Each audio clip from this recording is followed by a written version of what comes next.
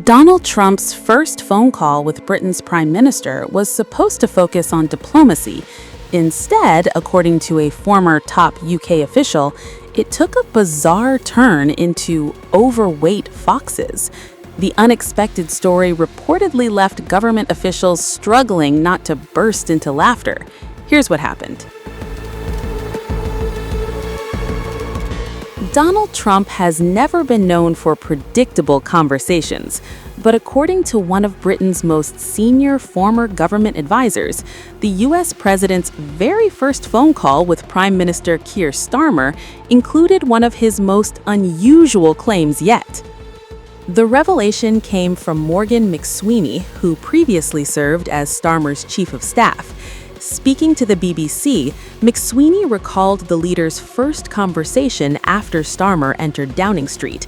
He said the discussion initially turned to energy policy, specifically wind turbines.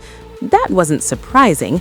Trump has long criticized wind power and repeatedly argued that Britain should increase fossil fuel production instead. But then, according to McSweeney, the conversation took an unexpected detour.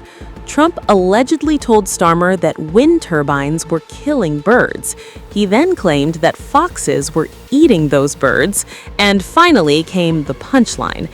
According to McSweeney, Trump suggested the foxes had become so overweight from eating dead birds that people could no longer recognize what kind of animals they were.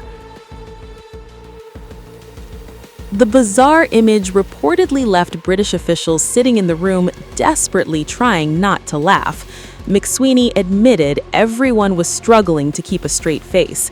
Still, because it was the first official conversation between the two leaders, officials remained professional throughout the call. The unusual anecdote has quickly spread across social media, with many users joking that it sounded more like comedy than diplomacy. Scientists have long acknowledged that wind turbines can result in bird deaths. However, multiple studies have found that wind energy causes significantly fewer bird fatalities than fossil fuel production and other human-related hazards. There is also no scientific evidence suggesting Britain's fox population has become unusually overweight because of birds near wind farms. As the anecdote goes viral, the White House has not publicly commented on McSweeney's recollection of the conversation. The anecdote also reflects what British officials say has been an unpredictable relationship with Trump's second administration. McSweeney said that after the first phone call, officials realized dealings with Trump would be very, very different. That assessment has continued to prove accurate. Trump has repeatedly weighed in on British politics during his second term. Most recently, he sparked headlines after posting on Truth Social that Keir Starmer would resign as Prime Minister. The prediction came before Starmer had publicly announced any plans to step down. According to Downing Street, Trump had not spoken to Starmer about any resignation before making the post. The surprise announcement stunned political observers across Britain.